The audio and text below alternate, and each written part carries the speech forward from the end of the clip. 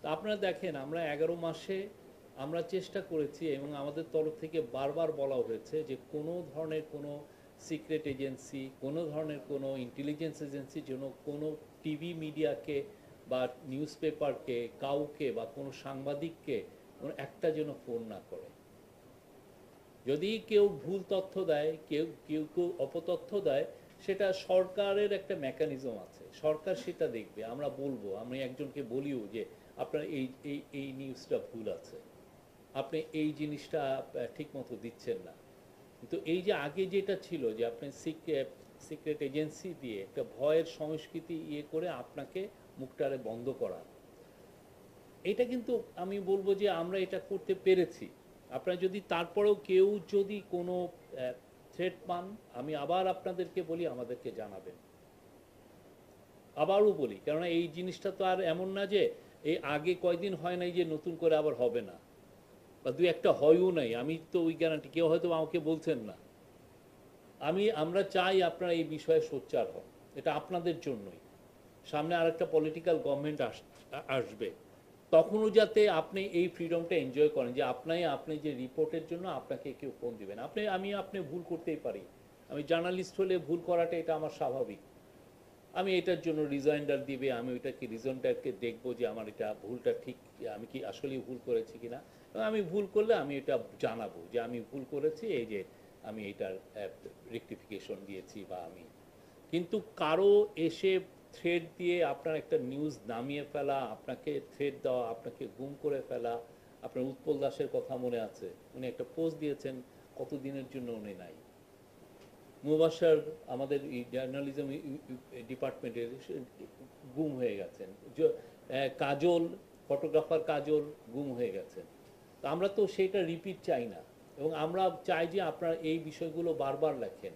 এই জন্য বারবার লেখেন, সেটা আমার নিজের ফ্রিডমের জন্য। আজকে আমি লিখলে আমি এম্পাওয়ার্ড হব, আর একটা সাংবাদিক এম্পাওয়ার্ড হবে, যাতে এই যেই ভয়ানক একটা পরিস্থিতি তৈরি হয়েছিল সেটা যাতে রিপিট না হয়, নেভার এগেন, আবার যেন এটা না হয়। সেই জায়গাটাতে আর একটা হচ্ছে যে এটা তো সিক্রেট এজেন্সি বা অ্যাডমিনিস্ট্রেটিভ, অনেক ক্ষেত্রে আমরা সেই সময় শুনেছি যে একটা মিনিস্টার ফোন দিয়েছেন, এই তুমি এইটা সরাও না কেন। একটা ছেলে আছে কি, হাসান জাভেদ নামে একটা ছেলে, সে এখন ইউকেতে আছে, তাকে ফোন দিয়ে তার চাকরিটা খেয়ে দেওয়া হয়েছে।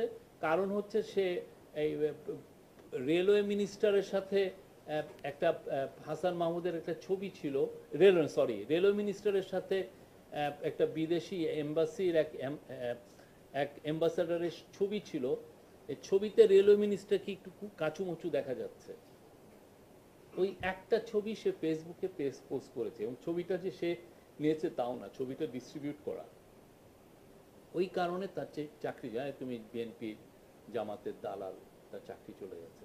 তো এই কাজগুলো মানে আগে অ্যাডমিনিস্ট্রেটিভ হইতে, আগে যেমন ধরেন একটা পিএম অফিসের একজন একটা ডেপুটি প্রেস সেক্রেটারিও মনস্টার ছিলেন, এবং ওনার জন্য এটা করা যাবে না, এটা করা যাবে না। আমরা তো সেই জায়গায় যেতে চাই না। আমরা চাই বাংলাদেশে প্রেস ফ্রিডমটা ইনস্টিটিউশনালাইজড হোক।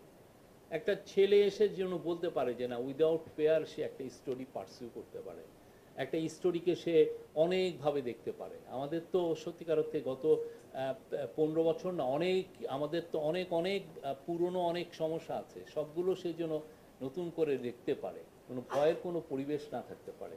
তো এই জায়গাটা আমরা, এটা একটা হচ্ছে অ্যাডমিনিস্ট্রেটিভ। আর একটা হচ্ছে যে সোশ্যাল বিজনেস প্রেশার, যিনি মালিক তাকে সোশ্যালি প্রেশার দেওয়া। কারণ মালিক তো অনেক ক্ষেত্রেই তো নিউজ মিডিয়াটা নিয়ে আসছেন তার বিজনেস ইন্টারেস্টটাকে প্রোটেক্ট করার জন্য। তো তাকে ম্যানিপুলেট করাটা তো ইজি। তাকে বলা, এই আপনার রিপোর্টার কি করতেছে তো দেখেন, উনি তো মানতে বাধ্য, কেন ওনার না হলে বিজনেস ইন্টারেস্টটা অ্যাফেক্টেড হয়। তো এই তিনটা বিষয়, অ্যাডমিনিস্ট্রেটিভ, লিগাল যেটা ডিজিটাল সিকিউরিটি অ্যাক্ট, এবং আরেকটা হচ্ছে হলো সিক্রেট এজেন্সিগুলো দিয়ে থ্রেট দেওয়া, এই তিনটা জায়গায় কিন্তু এই গভর্নমেন্ট আমি বলতে পারি মিনিমামও কোনো ইন্টারফারেন্স করছে না। মিনিমামও আমরা বলতে পারবেন না ইয়ে। তো আমরা কিছু কিছু বিষয়ে বারবার বলছি, আমি আমার স্পিচে শুনেছেন, আমরা বারবার একটা কথা বলি, সেটা হচ্ছে যে আমাদের এই টিভি মিডিয়া বলেন আর নিউজ মিডিয়া বলেন, তাদের কিন্তু ফেইলুর ছিল। গত শেখ হাসিনার 15.5 বছরে। এখন আপনি এই ফেইলুরটাকে আপনি কিভাবে অ্যাড্রেস করবেন? এই ফেইলুরের জন্য সত্যিকার অর্থে আমরা নিজেরাও ভাবছি এটা নিয়ে, তো কেননা এইটা নিয়ে কিন্তু অনেকে অনেক কথা বলছেন। ইচ টাইম আপনি যখনই আবার নতুন করে ফেইলুর হয় তখন ওই মেমোরিটা অনেকে চাঙ্গা দিয়ে উঠে, এবং চাঙ্গা দিলে অনেকে প্রোটেস্ট করেন, অনেকে মার্চ করতে চান, আপনারা তখন আবার অনেকে বলেন যে মব তৈরি হচ্ছে। কিন্তু কথা হলো যারা ওই সময় 15.5 বছরে যারা অ্যাফেক্টেড হয়েছে তার এই প্রোটেস্ট করার তো রাইট আছে, তার তো অ্যাগ্রিভড হওয়ার রাইট আছে। আপনি তো তাকে তার সিভিল লিবার্টি আপনি ডিনাই করেছেন, তার এজেন্সিটা আপনি কেড়ে নিয়েছিলেন। তো সেই যে আপনি 15.5 বছরে যেই জার্নালিস্টিক ফেলুর হলো, সেটা কি আমরা সত্যিকার অর্থে সিনসিয়ারলি কেউ অ্যাড্রেস করার চেষ্টা করেছি?